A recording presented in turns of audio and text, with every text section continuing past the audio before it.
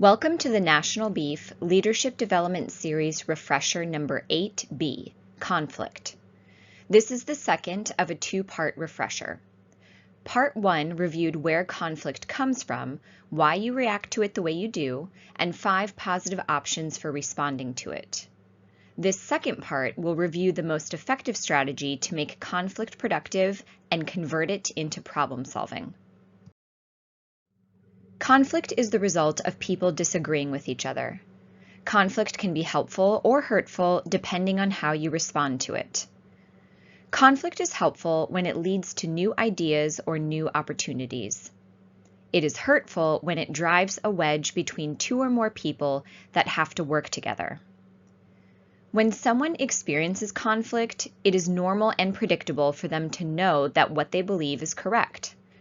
The more they believe they are right, the more they will resist what others say.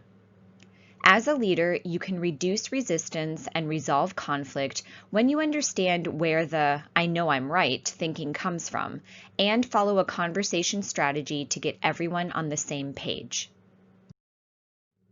The ladder of inference is a way to think about how we each view reality. It describes the process that our brain imposes on us without us even knowing it. Most of the time, this process happens in a nanosecond. Sometimes we know it's going on, but we don't think we have any control over it. If you want to, you can slow the process down and make intentional choices about how you want to respond. This is how you become more skilled at responding to conflict in a productive way. Let's look at the ladder. The bottom rung on the ladder describes reality the way a camera or video might capture it. What you are seeing or hearing, even what you smell and taste. The next rung says people might see or hear the exact same thing but experience it differently. This is because your brain can only take in so much from what it experiences, and you unconsciously and consciously choose what to pay attention to. Has anyone heard of selective listening? The next rung explains why you experience it differently. Your personal and cultural life history influences the meaning you attach to reality. You experience a sound, smell, taste, or touch, and it means something to you that is unique to your life history. You will see or hear someone doing something at work, and it could mean something different to you than to someone else. The next rung is where you make assumptions about what you saw or heard as being good or bad, right or wrong. These assumptions are also unique to you and your history. Your assumptions then lead you to the next rung, where you draw conclusions about what should or should not be, and your conclusions reinforce your beliefs. You might assume that because someone was late coming back from break, they are taking advantage of you or the team. You then conclude and believe that they don't care about you or the team. This is where the reflexive loop comes in. Our beliefs affect what we see and hear the next time we are faced with the same person or situation, and how we choose to select data, add meaning, make assumptions, and draw conclusions. When you are at the top of your ladder, you take action on what you believe is right. The team member who is coming back late needs to be corrected, and because he doesn't care about you or the team, you might give him a piece of your mind. You believe that you are doing your job, so why does this result in conflict? The answer is based on the fact that you are only seeing reality through your own personal lens, and others may have a different and legitimate reality.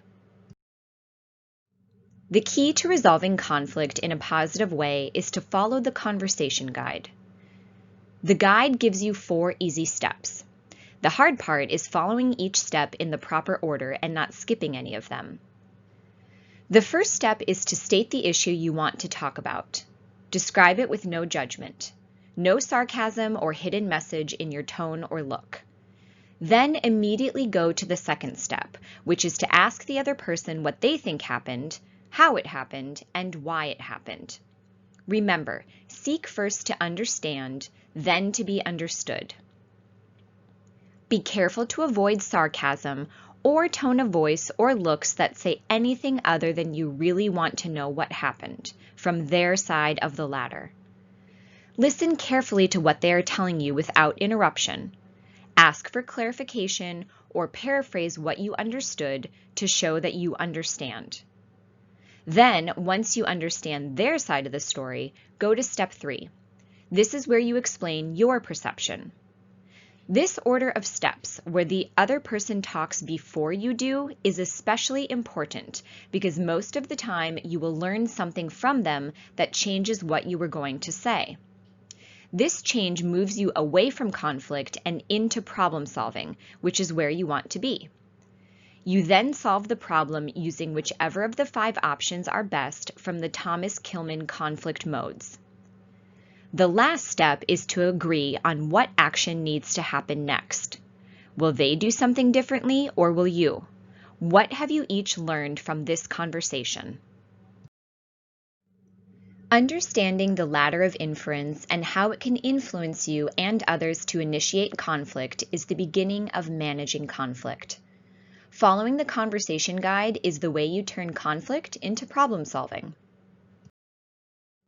Thank you for completing the refresher. Now on to the challenge. Good luck!